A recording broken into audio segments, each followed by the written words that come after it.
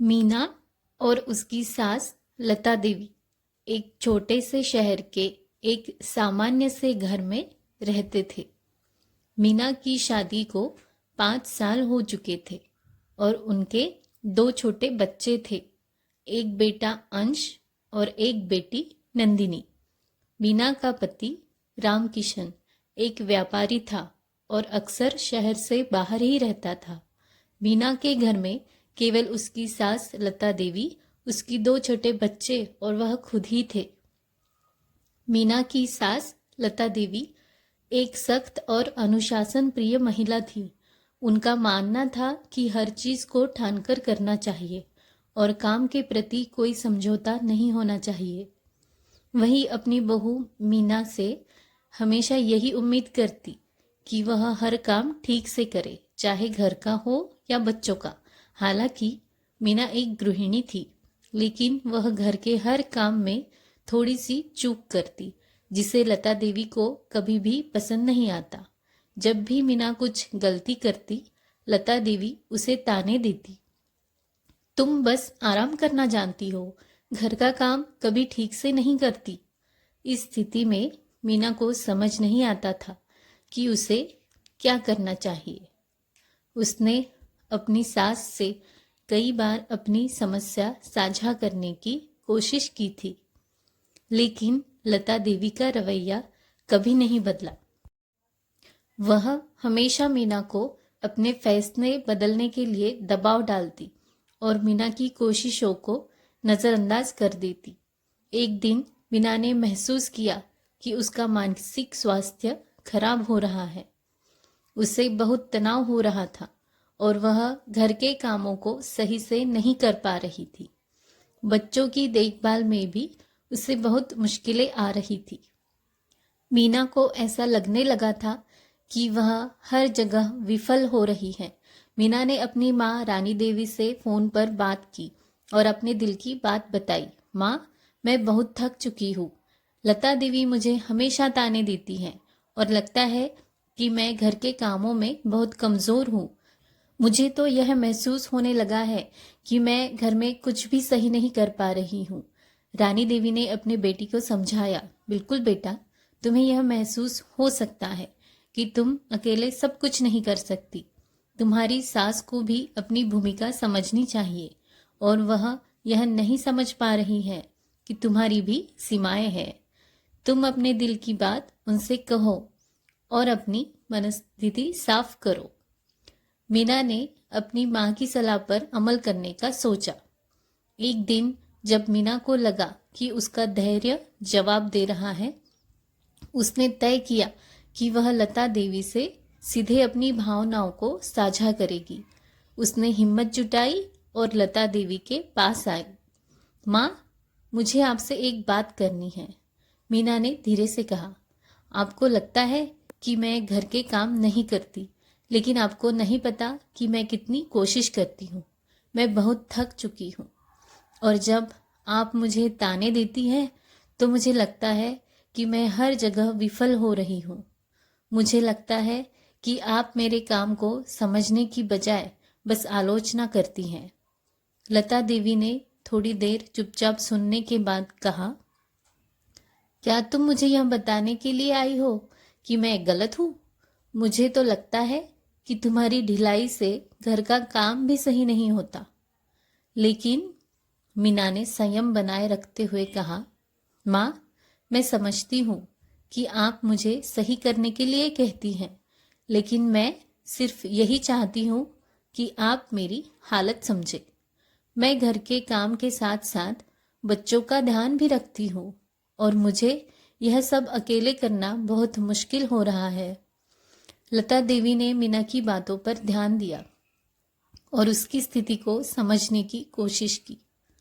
एक दिन लता देवी ने मीना से कहा, शायद मैंने तुम्हें समझने की कोशिश नहीं की। तुम्हारी हालत सच में आसान नहीं है। मैं तुम्हें अब और नहीं ताने दूंगी, बल्कि तुम्हारे साथ मिलकर घर के कामों में मदद करूंगी। मीना को यह सुनकर बहुत राहत मिली। उसने लता देवी का धन्यवाद किया और महसूस किया कि अब वह अकेली नहीं है। लता देवी ने भी यह महसूस किया कि वह बहू को सिर्फ काम में ही नहीं बल्कि मानसिक सहारे की भी जरूरत होती है।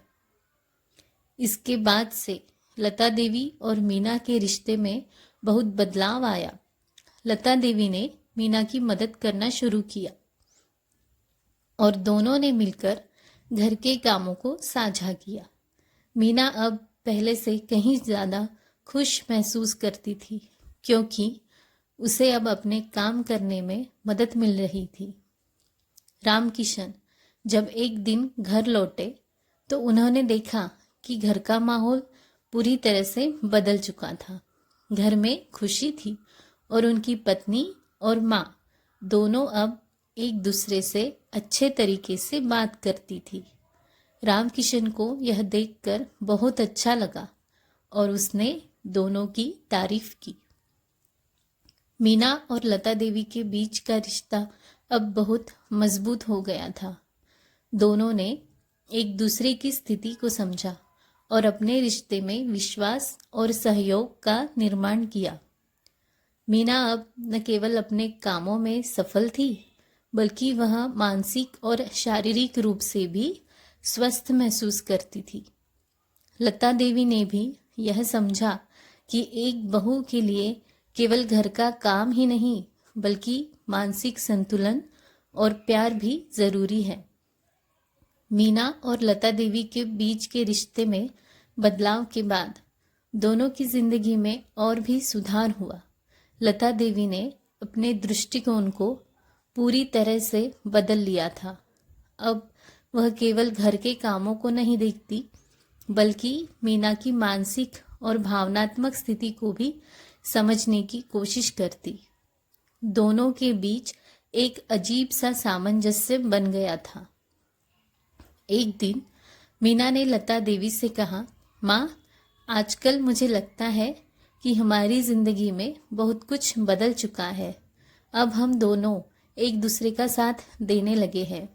मुझे बहुत अच्छा लगता है कि आप अब मेरी मदद करती हैं। लता देवी मुस्कुराई और बोली, बिल्कुल बेटा, पहले मैं सिर्फ ताने देती थी लेकिन अब मुझे समझ में आया कि तुम्हारी स्थिति कितनी कठिन थी। अब जब मैं तुम्हारी मदद करती हूँ तो मुझे लगता है कि हम दोनों मिलकर अच्छा काम कर रहे हैं।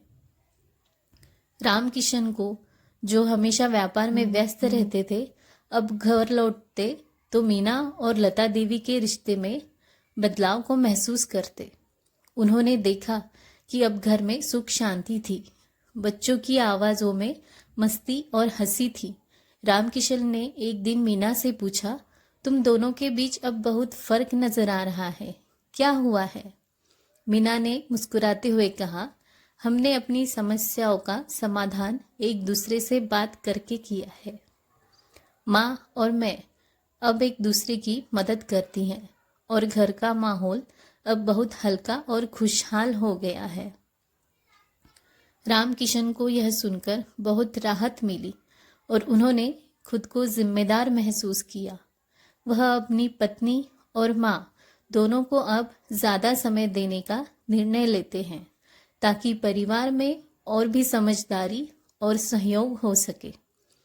उन्होंने यह ठान लिया कि वह आगे से व्यापार के अलावा भी परिवार के साथ समय बिताएंगे। जब से लता देवी ने मीना की मदद करनी शुरू की थी, मीना का आत्मविश्वास काफी बढ़ चुका था। अब वह बच्चों की देखभाल और घर के कामों के साथ साथ खुद के लिए भी समय निकालने लगी।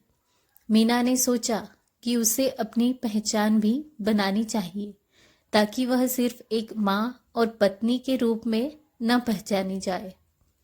एक दिन मीना ने अपने पति से कहा, रामकिशन, मुझे कुछ समय के लिए बाहर जाना है।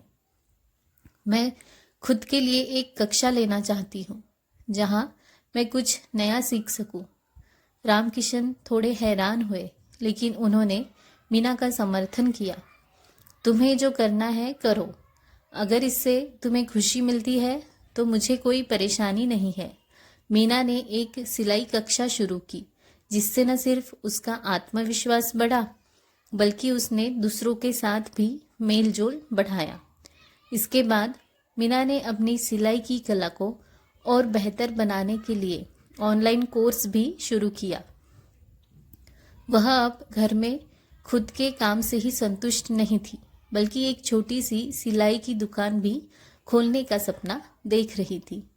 लता देवी ने भी मीना के इस नए कदम को सराहा। पहले जहां वह मीना को केवल घर के कामों में व्यस्त देखती थी, अब वह उसकी खुशियों और स्वावलंबन का समर्थन करने लगी। उन्होंने मीना से कहा, तुमने बहुत अच्छा किया बेटा, तुमने अपने आत्मविश्वास को फिर से जगाया है। मैं तुम्हारे साथ हूँ, जब भी तुम्हें मदद चाहिए मैं तैयार हूँ। लता देवी ने अपनी सोच में भी बदलाव किया और अब मीना के सपनों का समर्थन करने लगी। वह जानती थी कि एक बहू का जीवन केवल घर और परिवार तक सीमित नहीं होना चाहिए, बल्कि उसे अपनी पहचान और आत्मसम्मान भी चाहिए। अंश और नंदिनी, मीना और रामकिशन के बच्चे अब अपनी माँ को और अधिक प्रेरित महसूस करने लगे थे। अंश, जो पहले अपनी माँ को बहुत व्यस्त देखता था, अब उसे देखता और महसूस करता था कि माँ केवल बच्चों की देखभाल के लिए नहीं बल्कि अपने सपनों को भी पूरा करने के लिए जी रही है। नंदिनी भी अपनी माँ की छोटी छोटी सफलता को देखकर खुश रहती थी और दोनों बच्चों ने यह सीखा कि जीवन में मेहनत, समर्पण और आत्मविश्वास की कितनी अहमियत होती है। रामकिशन ने भी बच्चों को यह सिखाया कि परिवार की खुशहाली सिर्फ रिश्तों के बीच सहयोग से ही नहीं बल्कि हर सदस्य के सपनों और महत्वाकांक्षाओं को भी समझने और उनका समर्थन करने से आती है। कुछ महीनों के बाद मीना की सिलाई कक्षा से जो चीजें उसने सीखी थी वह अब एक छोटे से व्यवसाय में बदल चुकी थी। उसने अपने घर के एक हिस्से में एक छोटी सिलाई की दुकान खोली थी, जहां वह खुद के बनाए कपड़े और छोटे गृहस्थी के सामान बेचने लगी थी। धीरे धीरे उसका व्यवसाय बढ़ने लगा और लोग उसकी कक्षाओं में भी हिस्सा लेने आने लगे। मीना ने कुछ समय बाद एक सिलाई कार्यशाला आयोजित की, जहां उसने महिलाओं को सिलाई के बारे में सिखाया। उसकी मेहनत और समर्पण ने न केवल उसके आत्मविश्वास को बढ़ाया बल्कि वह अब अपने परिवार की वित्तीय स्थिति में भी योगदान देने लगी थी। रामकिशन ने मीना की मेहनत और सफलता को देखा और उसे धन्यवाद दिया। वह समझ गए थे कि घर में शांति और प्यार केवल एक दूसरे को समझने और सहयोग करने से आता है। अब मीना और लता देवी के रिश्ते और भी मजबूत हो गए थे और उनके बीच के संघर्षों का अंत हो चुका था। कहानी का अंत इस नोट पर होता है कि परिवार का हर सदस्य अपने आप को समझने, अपने सपनों का समर्थन करने और एक दूसरे के लिए खड़े होने से ही एक खुशहाल और सफल जीवन जी सकता है। मीना, लता देवी और रामकिशन ने मिलकर यह साबित कर दिया कि अगर सही दिशा में प्रयास किए जाए तो रिश्तों में सुधार और विकास दोनों संभव है। तो दोस्तों, आपको ये कहानी कैसे लगी है नीचे कमेंट सेक्शन में ज़रूर बताएं। मैं आपसे मिलती हूँ अपने अगले वीडियो में एक नई कहानी के साथ। धन्यवाद।